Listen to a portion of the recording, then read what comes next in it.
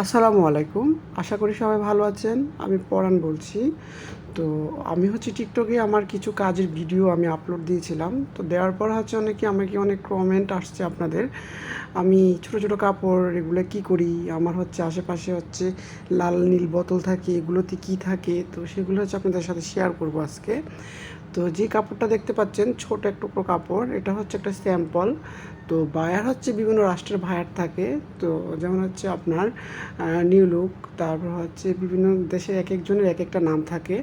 তো ওনারা হচ্ছে আমাদেরকে একটা রিকুইজিশন একটা দিয়ে যায়, ছোট একটা কাপড় স্যাম্পল দিয়ে যায়। ওই স্যাম্পলটা হচ্ছে 5 গ্রাম বা তার থেকেও আরও কম হয়। তো ওই স্যাম্পলটা দেওয়ার পরে, স্যাম্পলটা যে কোনো কালারেরই হতে পারে। তো স্যাম্পলটা দেওয়ার পরে হচ্ছে আমরা সেই স্যাম্পল অনুযায়ী আমরা হচ্ছে কম্পিউটার থেকে আমরা শেড তৈরি করি, বের করি। তো যেমন হচ্ছে যদি একটা স্যাম্পল গোলাপি দিয়ে থাকে বায়ার, তো সেই বায়ারের সেই গোলাপি স্যাম্পল অনুযায়ী আমরা হচ্ছে আরও 5-7টা স্যাম্পল তৈরি করি, এক একটাতে এক এক রকমের কেমিক্যাল দিয়ে। তো বায়ারের রিকুইজিশন অনুযায়ী হচ্ছে আপনার এই 7টা স্যাম্পল থেকে যে কোনো একটা স্যাম্পল হচ্ছে ম্যাচিং হবে। ম্যাচিং হলে হচ্ছে ওটাকে আমরা রাইট দিই আর বাকিগুলো আমরা ফেলে দিব।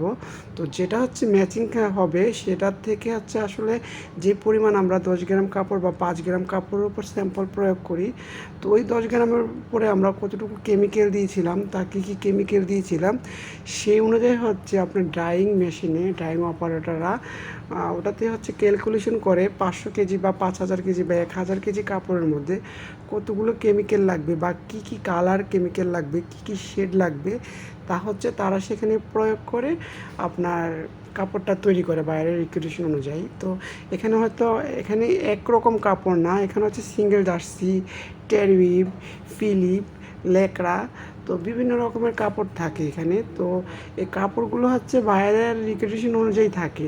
অনেক সময় হচ্ছে বিভিন্ন বায়ার হচ্ছে কাপড় দিয়ে যায়, তার অন্য জায়গায় কাপড় তৈরি করে আমাদের এখানে একটা ডাইং করে দেওয়ার জন্য, প্রিন্টিং করে দেওয়ার জন্য। তো আমাদের হচ্ছে সেই পেন্টিং বা সেই ডাইংয়ের আমরা স্যাম্পল তৈরি করি। আমি হচ্ছে আসি কেমিক্যালে অ্যাকচুয়ালি।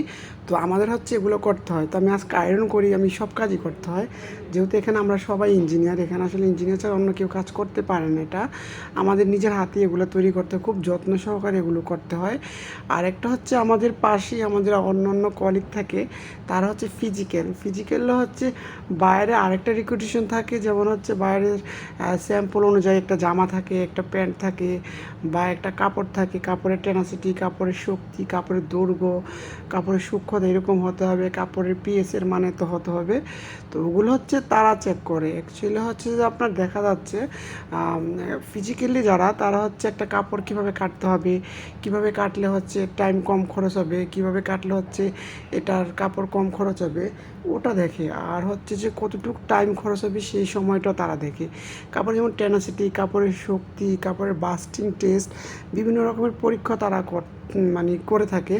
বাতা পারমেবিলিটি, কাপড়ের সূক্ষ্মতা, কাপড়ের ওজন কতটুকু ধরে রাখতে পারবে, সব মিলিয়ে হচ্ছে তারা ওগুলো চেক করে। আর আমরা হচ্ছে বায়ারের রিকুইজিশন অনুযায়ী হচ্ছে আমরা বায়ারের সেই কালার অনুযায়ী আমরা হচ্ছে সেই কালারটা স্যাম্পল আরেকটা স্যাম্পল তৈরি করি, সেটা হচ্ছে বায়ারের কাছে আমরা পৌঁছাই। হ্যাঁ, আমরা আপনার মতো করে আপনার স্যাম্পল তৈরি করতে পেরেছি। এখন বায়ার যদি বলে ওকে, তাহলে আমরা ওকে ডান, তাহলে হচ্ছে আপনার ডাইং অপারেটররা ওই কাজগুলো করে দেয়। আর হচ্ছে আপনার অ্যাকচুয়ালি যখন আর সবাই ভালো থাকবে।